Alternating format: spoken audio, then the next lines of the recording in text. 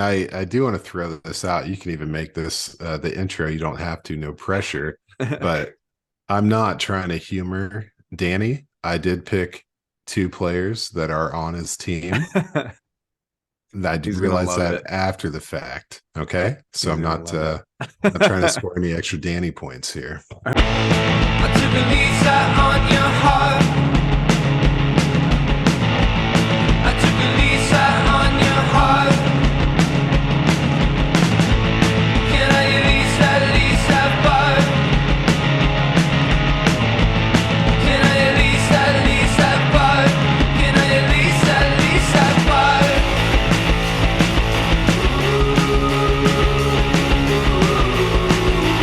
Welcome back, everybody. We are Rough Draft Research. You are the audience, and together we are on a quest for dynasty domination.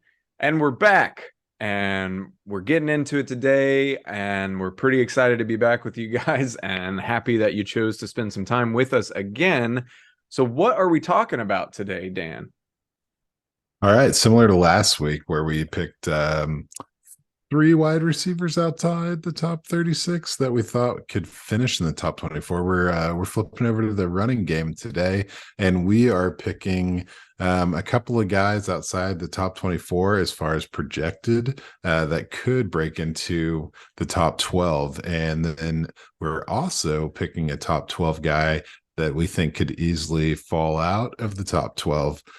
So that's what's going on today. A little history lesson, Yeah. as I like to start out with, is 2022. Do we have any examples of Mm. running backs that were projected outside the top 24 that made it into the top 12? And we do. We had Tony Pollard. He Oh, was, projected 33rd, ended up achieving the running back eight status. So that's pretty good. that's The really good. next biggest jump was Ramondre, but he went from 16 to 7. Mm. So doesn't really qualify for what we're talking about. But it's kind of funny because last week we didn't have very strong examples from 2020 one for the wide receivers either, or from 2022 for the wide receivers, but we were optimistic based on the 2021 results, and it's the Hmm. same thing here. In 2021, I saw James Conner. Mm. He came up from projected 25th to finish as the RB5, and Nice. then Leonard Fournette, he was at the 30 spot, ended up at the RB6, and then at 31 there was Cordero Patterson, who ended up breaking into the top 10. CP. So, I mean, it means that it is in the realm of possibilities, man. So with that established, let's see, man, if you got someone you think could make it happen.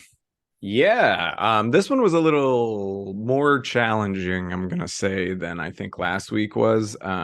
So I will say I think the guys I chose are maybe long shots to do this, but we're looking for potential, not necessarily guaranteed here.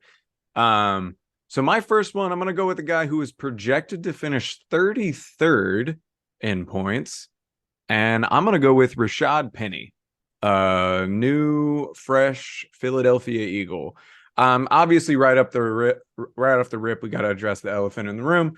Two pretty bad injuries recently for Rashad Penny. He had the tibia fracture in week 5 last season. Obviously, missed the rest of the season, 12 games. And then he tore his ACL in week 14 of 2019, missed all of 2020. But he is already participating in OTAs. He's got that injury bug placed on him. So that is obviously from the jump a very, very big question mark there. Um, but on the flip, when he's healthy, he's also averaged over 6 yards a carry for the past 2 seasons. So Yeah. he produces when he's on the field. Obviously, Philly might not be the greatest place for a running back. You got Jalen Hurts there. He's going to take carries himself. He attempted 154 on his own last season. But that still leaves Miles Sanders 294 carries up for grabs last season. Um, Obviously, the Eagles made two big additions in the running back room. One was Penny, the other was DeAndre Swift. And I think either of those guys could end up kind of in the Sanders role, depending on whether or not the Eagles like believe in DeAndre Swift as a runner. They obviously kind of do. They traded for a fourth for him, and he seems to be a lock to make the roster, but he's been inconsistent in that realm over the start of his career. Having games where he's averaged 11 yards a carry last season, which is insane, all the way down to 1 yard per carry last season. So just wildly inconsistent there. And he comes with his own injury risk as well. He's rarely finished a full season, and he's never finished better than 15th in fantasy, finishing 18th, 15th, and 21st, which is all pretty good for a guy who hasn't played a full season. But here's where I think Penny is getting a little bit overlooked. I think his like hard-nosed running style could fit with Jalen Hurts really, really well. Like, can you imagine a rushing attack where that middle of the offensive line, well, their offensive line, the Eagles just dominates anyway, but the middle of that offensive line is an incredible three-piece right there in the middle. And can you imagine Jalen Hurts taking the ball and you not knowing if it's going to Hurts or Penny, but it's all power game either way? Like, that's going to be hard to stop. And to me, I think that fits really well, and that's why they brought Penny in, whereas DeAndre Swift kind of eats a little bit of Kenny Gainwell's playing area, like a lot more in the receiving game, kind of out there, and they like Gainwell. He's also a lock to make the roster. So I think Swift at least has a guy that's going to eat some of his playing time, whereas Penny maybe isn't the starter, but will have like his own kind of niche role that the other two guys don't. And then I want to highlight an area where I think Penny has the edge on Swift, and it could kind of help him, maybe even take that job. Say Swift gets hurt and Penny doesn't. Penny comes in as the starter and dominates here. And it's specifically kind of in that power game. And it's the yards after contact, which Penny is just head and shoulders better than Swift. On their career, yards after contact per attempt, that is. For their career, Rashad Penny's at 3.82 yards after contact per attempt. Swift is at 2.6. So a full yard 0.2 more than or less than him. And over the past two seasons, Penny was up over 4, while Swift only had 3 and then 2.4. So on a team with that many weapons on it, you've got A.J. Brown to worry about, Devontae Smith to worry about, Kenny Gainwell to worry about coming out of the backfield, Swift now, Penny now, Jalen Hurts, and Dallas Goedert. They're going to be taking advantages of matchups all over the field. And Penny is going to be the odd guy left out more often than not. So if he's got a one-on-one matchup and shows that he can consistently get yards after contact anyway, like he's going to have opportunities to break bigger runs to me as long as he can stay healthy with just the way that offense is structured. They have to worry about Jalen Hurts on the run. So every time he does a play action pass and runs, they're going to bite on that. You give it to Penny one time, he has the running style to be able to take advantage of that. Whereas I don't know that Swift does as much. I used to be a really big Swift guy. It's just been kind of 3 seasons of like really crazy weeks and then middling production other weeks. And maybe I'm just starting to get out on him and not believe it. And I just think Penny's getting slept on a little here. I think he has a chance to end up as the top 12 RB. It's going to be tough. There are a lot of mouths to feed on that Philadelphia offense, but I think his running style fits a little better than Swift's to me. I mean, yeah, you basically laying it out where it's like anyone who can step up to the plate in a Philadelphia backfield can be successful, right? The way that team's running with the O-line, and then obviously Miles Sanders made it happen. Mm-hmm. Penny has been lights out when healthy. Mm-hmm. So all he needs is a hot streak of actual time on the field to be a RB1. Like that seems like a gimme right there. So yeah, I think so too. Heck yeah, right, man. Cool. Like it when we're on the same page. Yeah, it's the right page when it's the same page. But I'm going I'm going, yeah, same division, everything. I'm going with Antonio Gibson, dude. He's Ooh, right, all right. right there. I think he's just one spot ahead at 32 on the projected points. So he's right in that penny range right there. But purely through past achievements, Gibson has been, the RB12 and he's been the RB13. So why not keep it going, Get it up And there. in those seasons, he had double-digit total touchdowns in both of them, even achieving 1,000 yards on the ground in 2021. So, I mean, it did take him over 250 carries to hit that mark. So the per attempt isn't really that juicy, but yeah, he's shown that he can be a bell cow.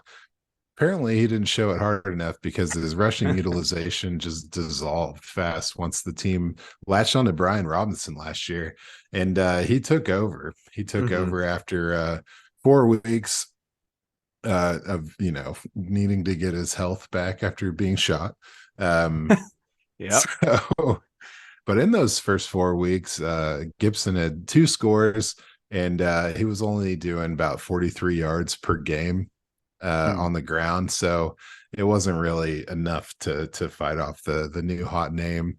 But I'd say, despite the lack of explosive production he had last year, we have to remember, man, those first 2 years, he collected a bunch of high level games. He had 9 out of those 36 games with 75 yards or more on the Mm. ground, and some triple digit, some really hot 140 some yard rushing games. So he's shown that he's able to do it. He just wasn't asked to do it last year.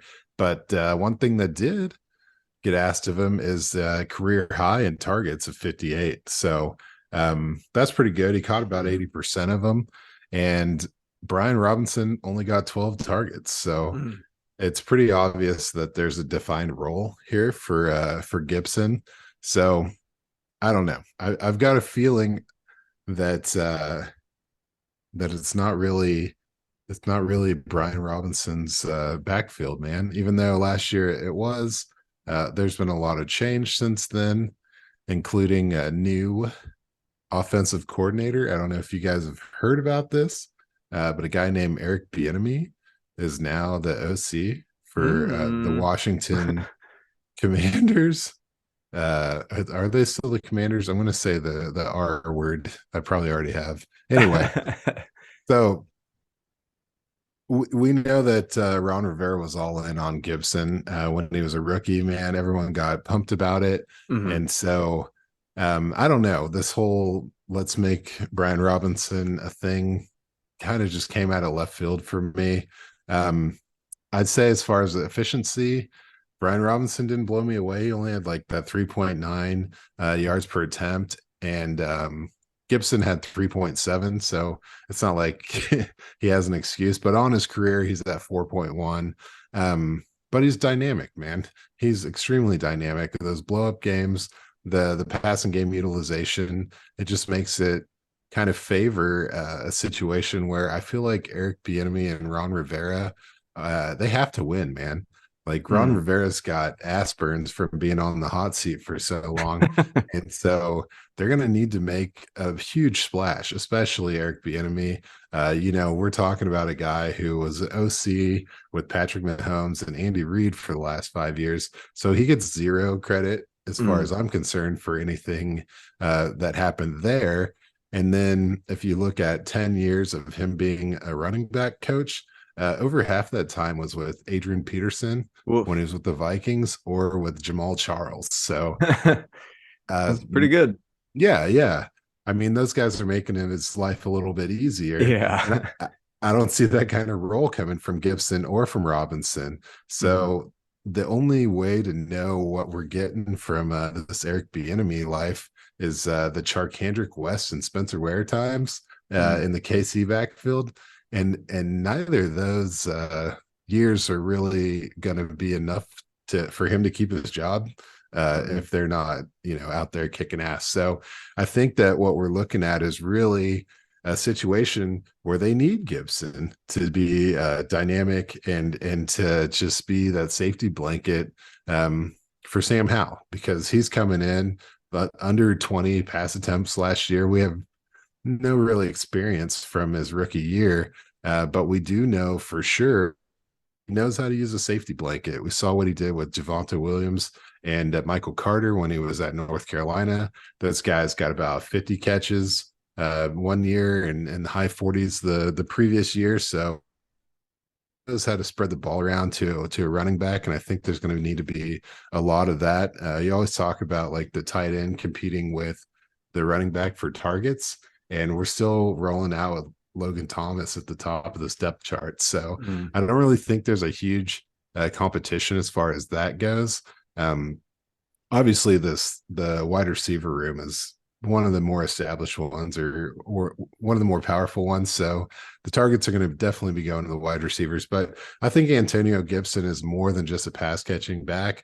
People are talking about him as being like a third down type guy, but only 21 of his 195 touches last year were on third down. So he's being utilized on early down work, and he's being utilized in the red zone. He actually had 25 red zone carries compared to Robinson's 23. And while 9 of those came in that first 4 weeks when Robinson wasn't there, you have to look at the big picture, which is, inside the 10-yard line, Gibson had 16 carries to Robinson's 14, and inside the 5, he had 8 to Robinson's 5. So he is getting the ball in the key moments, even when Robinson is on the field. So I think you add all this together, you look at a desperate organization that needs to win, that needs to put some offensive power on the board and not just rely on their defense to win games. And you look at Antonio Gibson, a top 13 running back for 2 years. I mean, if I was Eric Bieniemy, I walk in and I see a guy on this team who's done it before, who looks the part, who's dynamic, and I give him everything he can handle, man. And I think that I think we're all looking back wondering why we doubted him just because of one weird year where Scott Turner was all about Brian Robinson. Yeah, that was a very weird development from last season, but I'm with you. JD McKissick's no longer there either, so like there's nobody competing for that passing down work. And obviously Gibson was the converted receiver coming out of college or whatever. So yeah, you're right. He fits right into that role. It's probably going to be a dink and dunk offense, at least at first, while they figure out what Hal can do, which, like you're saying, lends itself to Gibson getting valuable playing time and targets. So I'm with you. There's a chance here. Everybody was in on Gibson last year, and I think we were right to be. He's, like you said, he's shown to be a fairly productive player. It just kind of got all out of whack. So I got a little bit of trepidation kind of jumping into that boat again, just because who knows what Rivera is going to think over there. But the groundwork is there. Gibson can definitely get some work in this year, and I'm excited to kind of see for sure. Hell yeah. Well, let's stay in the NFC, but let's get off the East Coast and head up north. Let's go to the Windy City, Chicago.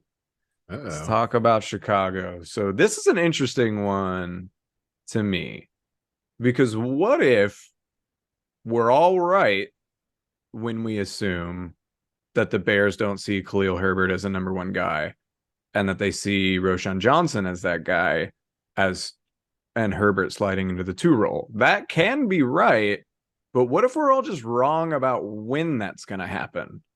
Because they did sign Donta Foreman to a $2 million deal this offseason, and he produced last season.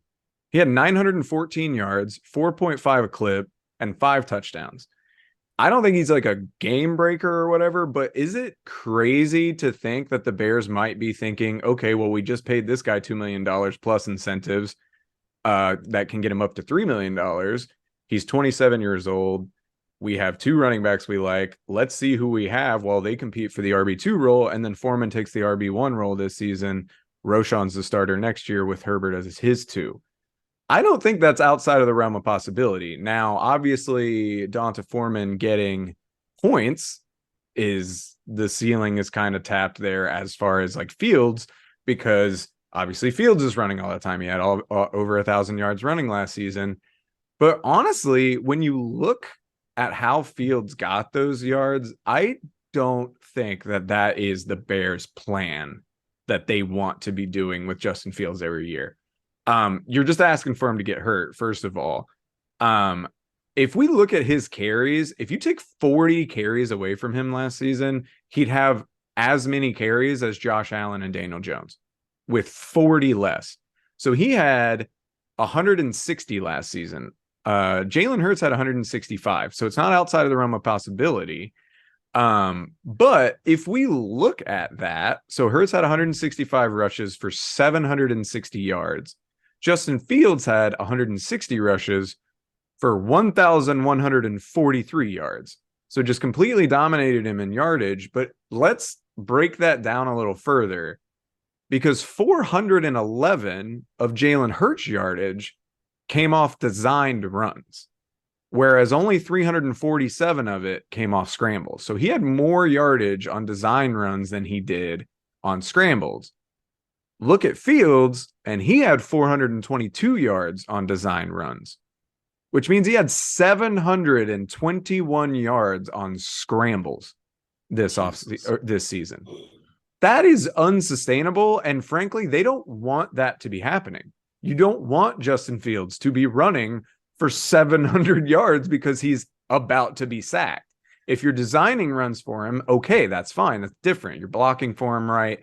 You're aware of where he's headed. You know who you need to block for. These scramble situations get crazy. He tries to run, offensive lineman falls on him, he gets hurt. They don't want that to be happening. I feel like they go out, they do a little work in the tight end room. They bring in Tanyan to kind of pair with Kmet. They bring in DJ Moore. They're trying to make this team more functioning all together so that Fields doesn't have to do everything on his back. So that also to me means probably putting it on the ground more with a running back that you actually trust instead of just trying to throw it all the time and letting Fields run for it. So obviously Fields is going to take a little bit away from him, but I don't know that we're going to see Fields get 1,100 yards ever again, because I don't think that that's a sustainable plan or a very good plan. And the Bears, to me, this offseason have shown that they do know how to make a good plan. They weren't great in a lot of areas last season, but they've improved in a lot of ways that I really, really like, specifically adding Darnell Wright to the offensive line, a big, powerful right tackle that's going to help them in the run game. It's going to help them in the passing game. And one of the things they were good at doing last season was converting runs into touchdowns. They had 18 touchdown runs last season, which was 7th in the league. For a team that finished with the number 1 overall pick, for them to be in the top 10 of the league in anything is astounding, much less running touchdowns. And with the addition of Darnell Wright and no real losses on that offensive line, I feel like they're back in line for that again. Like there'd be no reason that they can't at least be efficient enough to get down there and score some touchdowns. And if they are trying to take a little bit of the pressure off Fields and let him throw a little more, Donta Foreman could be the vet that's there to do that for you. So I think there's a chance here. Now, there's an obvious chance, and this is probably what's more likely to happen, is that no one of these three guys ends up as like a dominant runner, and they're probably all going to kind of take turns and just compliment Fields. But I do think Foreman is getting really slept on as a guy that's projected 44th in the league in terms of points. I don't know. I think he has a chance to do a lot better than that. It's a long shot to get him in the top 12. I'm fully admitting that. But I just think that we have our rookie glasses on, and we're projecting Roschon Johnson into the starting role as a 4th round pick. And I think there's a chance that is not Chicago's plan. That's right, because it's Khalil Herbert all day, every day, man. That's fair. It could also be Herbert. That's fair. No, I mean, Herbert kind of is a flash in the pan kind of guy, as far as hasn't really stayed on the field. And then his efficiency, like as a pass catcher, is questionable. So he's Mhm. not as well rounded as someone you'd want leading your backfield. And Roshan does seem kind of like a developmental player Mhm. more than an established day one starter. So Yeah, I mean, we didn't even see him that much in college because he had to sit behind Bijan. So is it crazy that Chicago might want to see what they have with him before they just throw him out on the field? You know? nah, man. And the division's getting a little shook up. So it's their time to plant their flag and do what they can do, especially while Justin Fields is still on that rookie deal. So, but well, you really hit me out of left field with some of this stuff, buddy. You're throwing me right off the path. I But got you. I'll see if I can return the favor here. I'm going to the AFC. Oh, hey. Yeah, thank you. But I'm staying in the East. I'm wait, no, yep. Jeez, the old East, the new East. I'm going with Damien Harris. He's Okay. projected at 41. Here I am thinking New England was in the East. No, Buffalo is also They're both. there with them, right there. So yeah, you got Damien Harris, right? And known injury risk. Guy is given a 1 year contract with it's like 1.7 million. So like none of this sounds good, right? Hmm. Pretty much dog water contract for a guy who hasn't been able to stay all that healthy. So why would he be a top 12 running back? Well, you got the Buffalo team, and these guys are angry. They're angry, man. They Yeah. got to get to a Super Bowl or a title game at least. And I feel like Harris represents a role that this team has been missing for years, like years. And that's a true red zone rusher that can power through contact and keep drives alive. Okay. So yeah, James Cook is definitely holding down the lead back role. It's safe to call him that, I guess. But I would have mentioned Damien Harris a few weeks back in our handcuff episode if I thought that was his place on the team. I don't. I think that Hmm. Harris has never topped the low 20s in targets, and James Cook is definitely the odds-on favorite to hold down the pass catching work out of the backfield, and I think that's fine.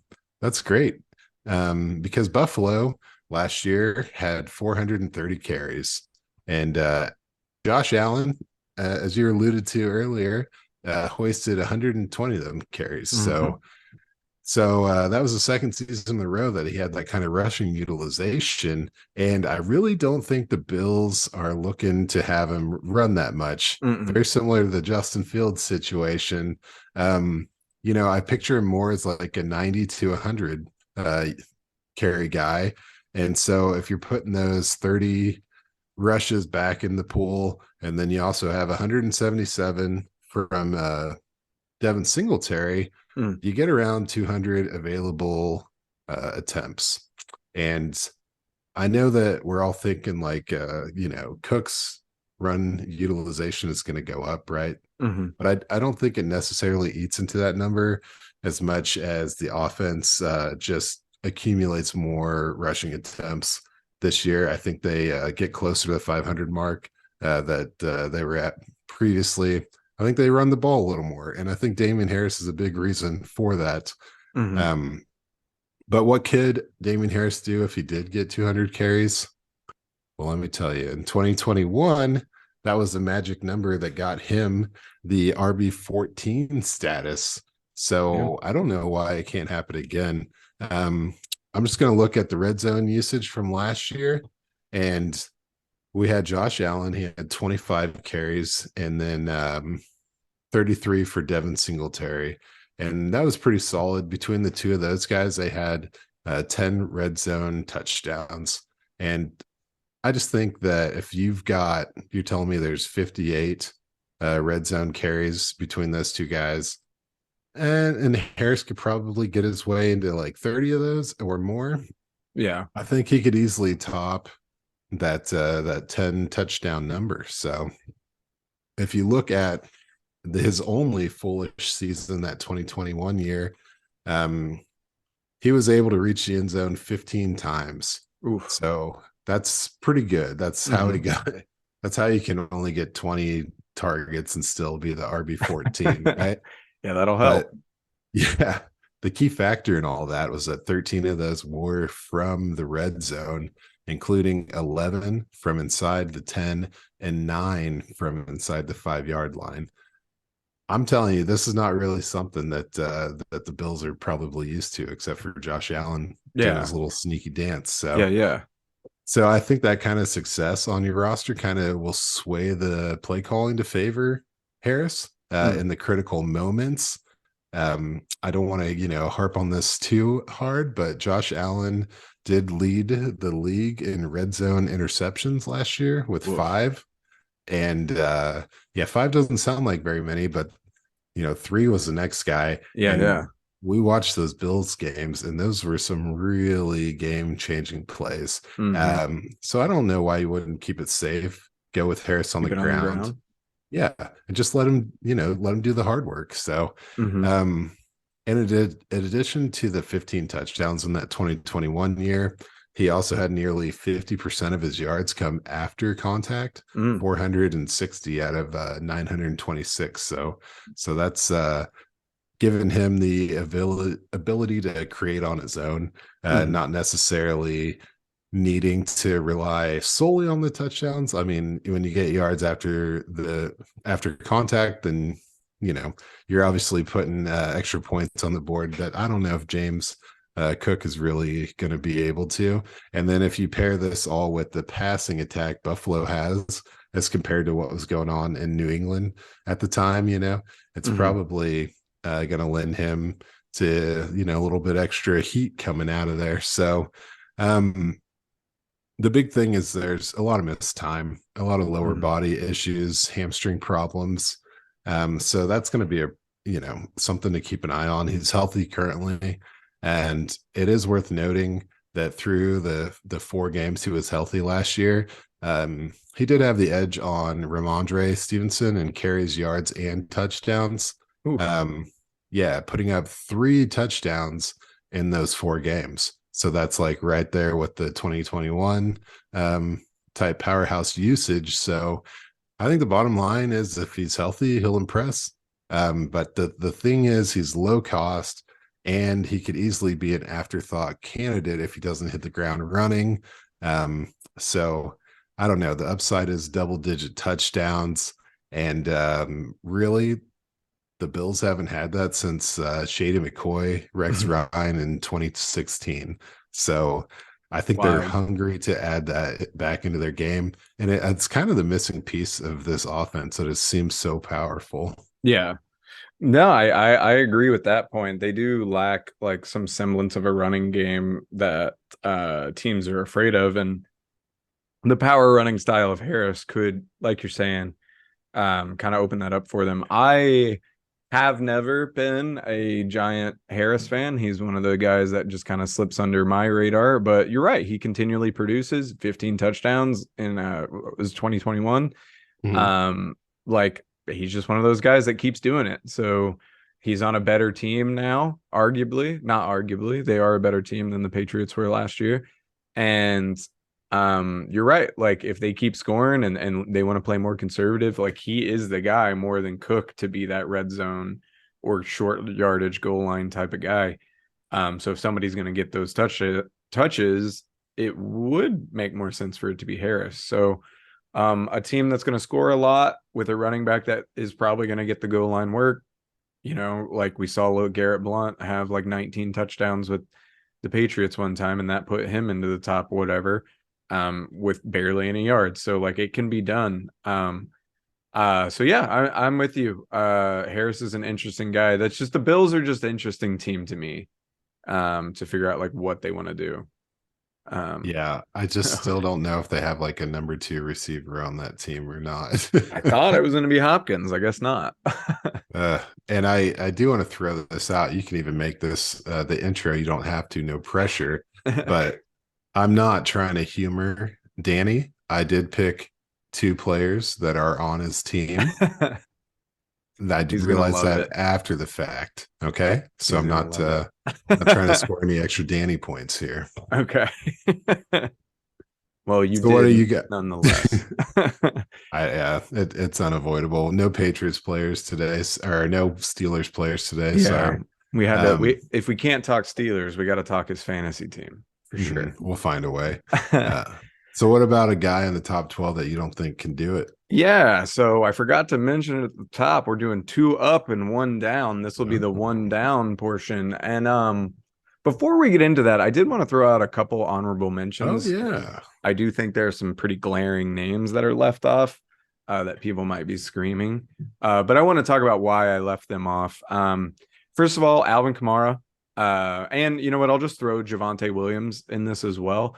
Both those guys, if they play a full season, there's a high chance that they could be in the top 12. But that's it. That's what we have to say. You know, we don't know if Javonte is going to be healthy starting week 1. And then if he's healthy, we don't know what he's going to look like. And we don't know about the legal situation going on with Alvin Kamara. So it just wouldn't be that interesting. But both those guys are projected outside of our top 24 mark. But I didn't want to throw them out there. And then the other one I thought about doing was Isaiah Pacheco, Kansas City Chiefs running back.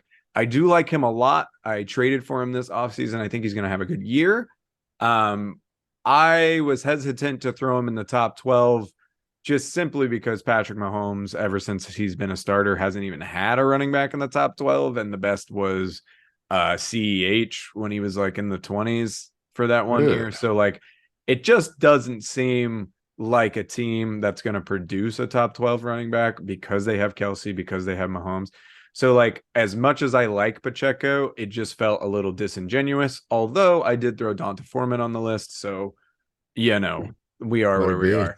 I But gotta say, yeah, go ahead.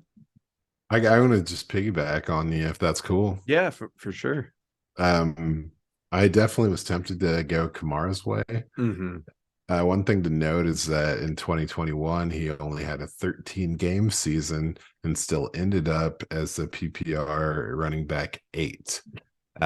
So apparently, the thing that worries all of us there is that, you know, Jamal Williams is there. Yep. So you got the double touchdown vulture if you still think Taysom Hill is that guy.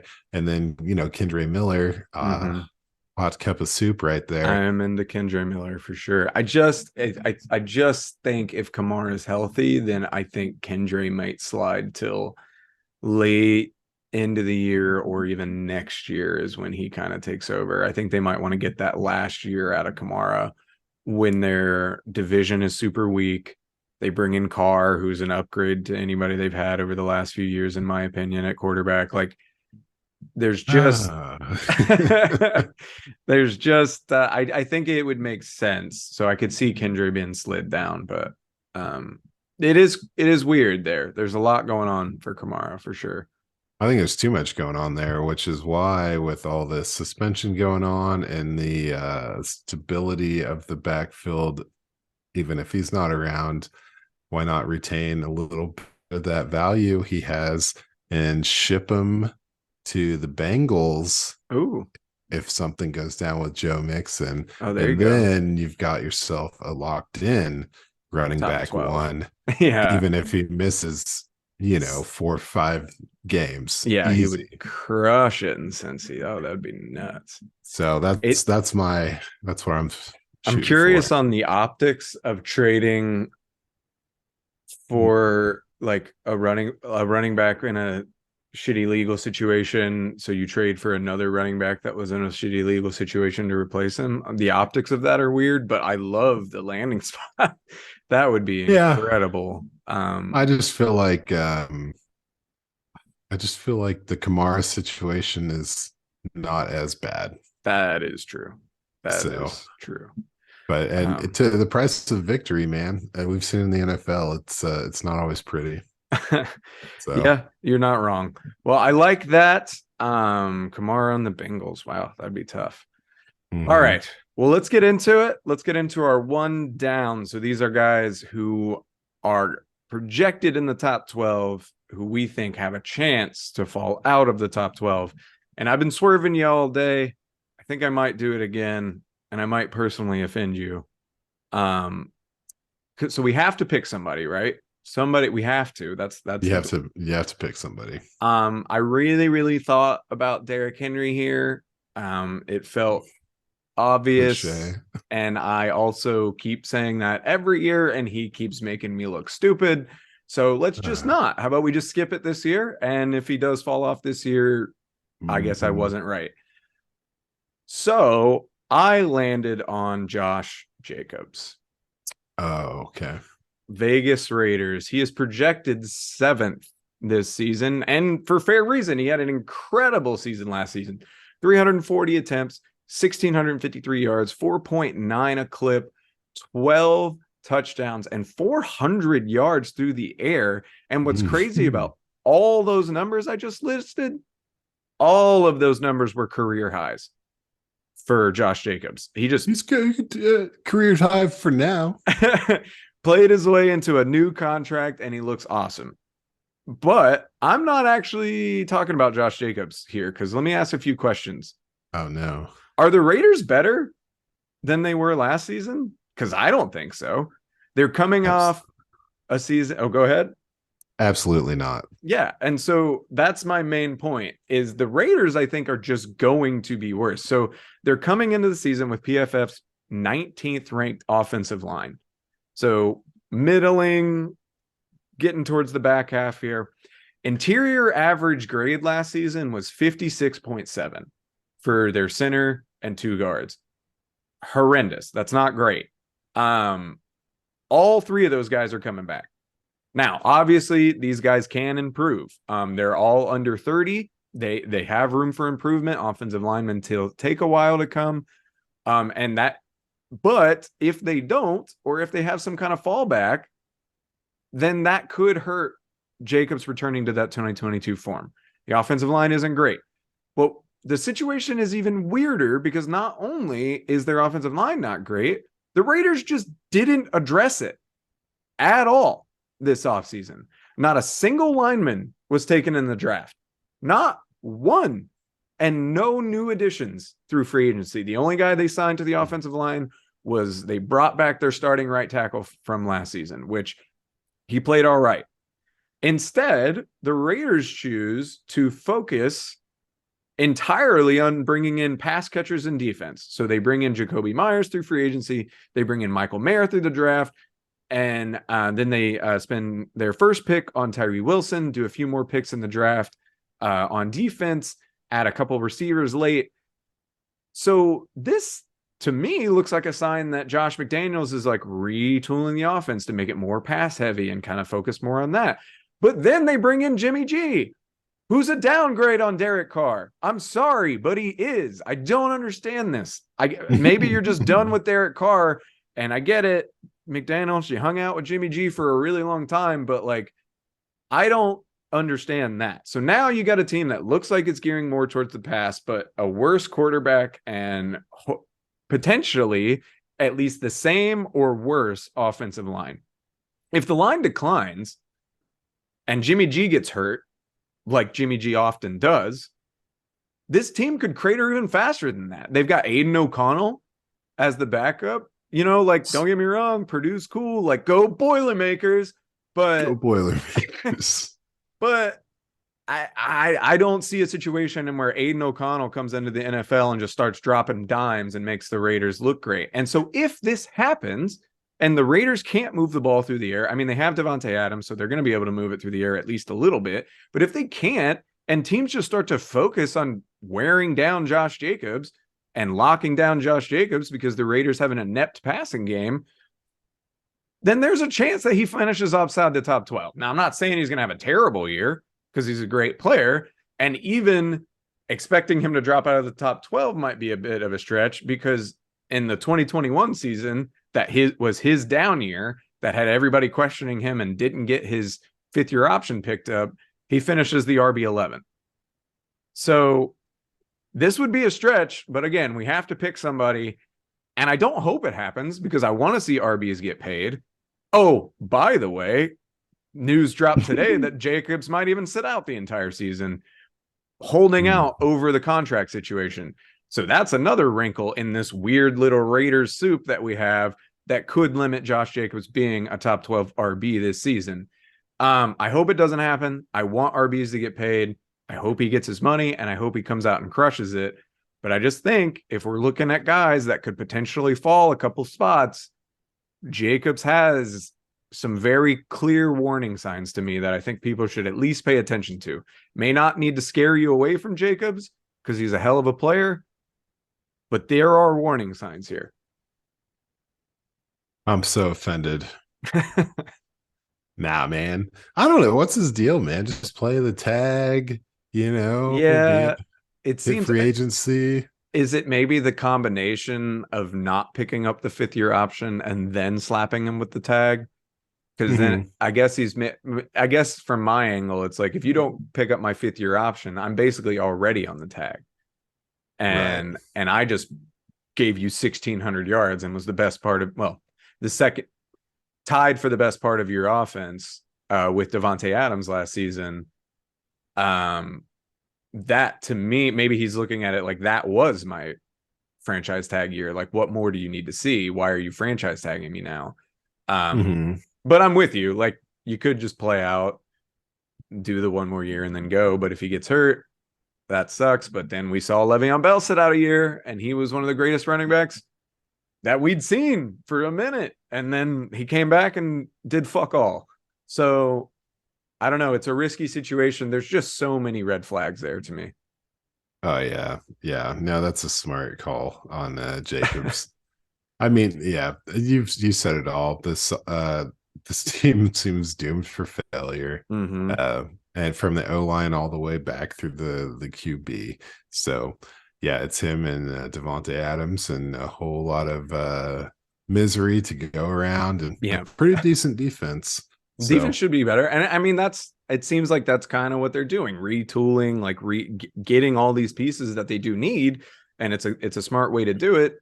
I maybe not agree with the offensive strategy necessarily, but it just doesn't mean that it's going to lead to success for Jacobs.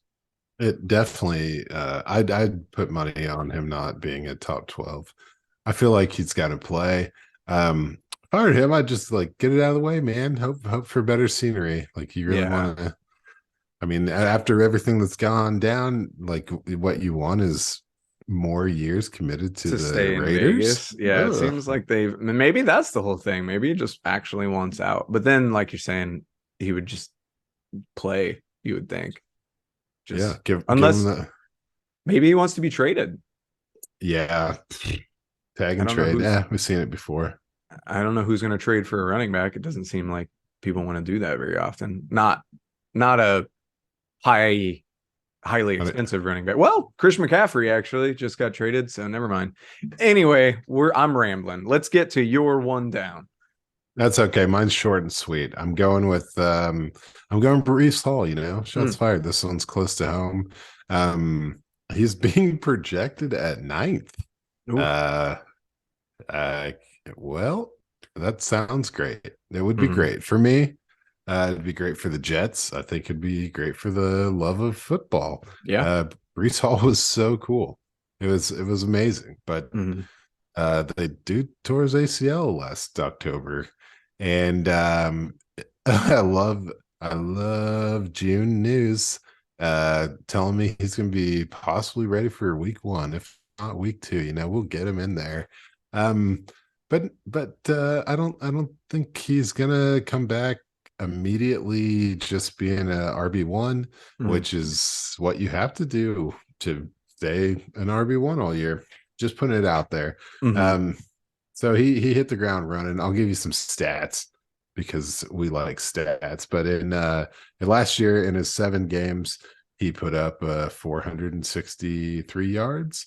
And he had 19 catches for 218 with a total of 5 touchdowns. So that's pretty cool. I mean, he was having a great time, like an amazing time, actually. But what happened was through those first 6 weeks when he was healthy, Michael Carter was also on the team, and their rushing distribution was 76 or 80 carries for Brees Hall. And Michael Carter had 53, which is not a small number. And then the targets were 31 for Brees Hall and 18 for Michael Carter, Mhm. which, a little bit of a thorn in the side. And that's all good. But then you've got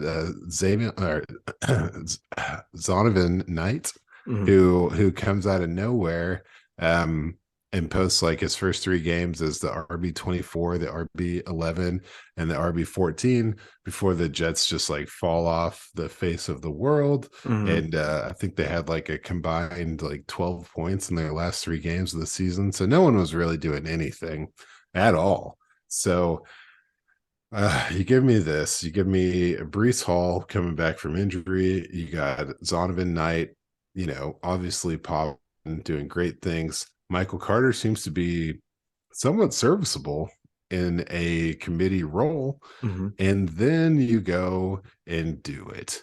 You go and get that fifth round fucking Izzy Abandakanda.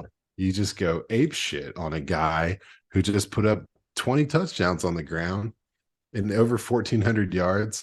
And his efficiency as a pass catcher was pretty decent in college, even Mhm. though it wasn't like his thing.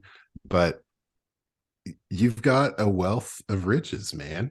Like you're drowning in serviceable running backs with the potential for a huge sleeper in Izzy Bandicanda to just come out, full training camp. You got whatever the hell else is going on over there. And then Brees Hall's not out there, right?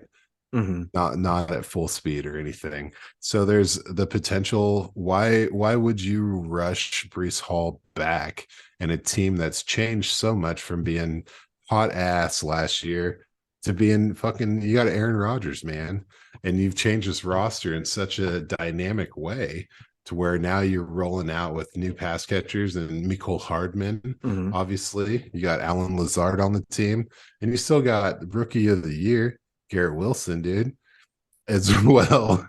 Yeah, baby, you got him. You got him. And then Corey Davis still put up about 500 yards. So, like, he's extremely serviceable.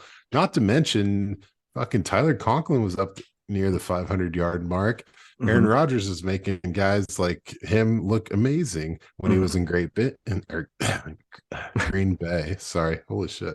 You're all good. Anyway, so what I'm telling you is this team is so different than what it was the first 6 weeks of last Mhm. year that you can't expect the kind of utilization or just like the only thing going on, Brees Hall and Garrett Wilson, to Mhm. be hyper concentrated on their utilization. Aaron Rodgers is the guy who plots and knows how to get the most out of every player on the field as long as he has the trust in them, right? So hopefully nothing weird happens. But That'd be wild. if everything's firing on all cylinders, you're not going to get a superstar running back in this situation. I think 2024 locked in. He's going to be an RB1, but to put him at 9 with the slow start I'm forecasting and just the ability for this team to spread the ball around on the ground and not have to overdo it with them, it just doesn't add up for me. That's kind of a cheap way out. I really No, it want to makes go sense. Austin Eckler here, but I couldn't figure out That how to do dude. it. Yeah, that dude just keeps putting up points. No, I'm with you. I when you initially told me you were doing Brees Hall, I was a little shocked, but I think it makes a lot of sense. You're right. I mean, we don't know how he's going to look when he comes back. They may want to work him in easy just to make sure that he doesn't re-injure that angle or the ACL. So there's a chance that like we don't even see him that often until about 4 or 5 weeks into the season. Like, yeah, he may be ready for week one, but even if he is, we've seen guys get slow starts from injury. So, like you're saying, they've got enough guys that they don't need to rush him back, and you're gonna have Aaron Rodgers, like you said. So they're gonna be able or should be able to throw the ball, and they may not need to rely on it as much. So you're right. Like I think they might kind of ease him back into it, which if he misses 4, 5, 6 weeks as RB1 guy, it's going to be really hard for him to make up that RB1 status with all the other weapons on that team that they have to feed. Yeah, this feels like a team that is going to be focused more on the win column than the stat column. As long as they 100%. make the playoffs, then they can light them up and just go full bore and keep a fresh Brees Hall just For the crushing. playoffs. Yeah, dude. That would make a ton of sense. And then if you didn't use him all that much during the season, you could come in and just drop a nuke on everybody in the playoffs and run a bunch of plays you didn't run during the season. Exactly, So, man. I think there's some high variance on how they're going to use Brees, and I think you might have hit on something for sure. Yeah, definitely not a forgotten guy. Definitely has his best years ahead of him. Oh yeah, But this may not be the one to call your shot in the RB1 year. So that's fair. Well, that wraps it up for this week. What are we getting into next week? we're gonna do a little bit of tracing through a few of the recent classes, and we're gonna start in the back and work our way forward. So what we're going to do is pick a couple of guys that are going into contract years that we really like. And it doesn't have to be, but likely we'll be focusing on that last year of the rookie deal and kind of doing a little bit of forecasting and see who's going to pop, man, who's going to make that Christian Kirk, that Josh Jacobs type year. So that's what I'm into. That is a fun leap, and hopefully we'll get to see a few of those this year. So yeah, join us next week while we talk about that. But until then, thank you for joining us. Like, share, subscribe, all that. But until next week, we've been Rough Draft Research. You've been the audience, and we'll see you next week. I've said week too many times now. I took a lease out on your heart.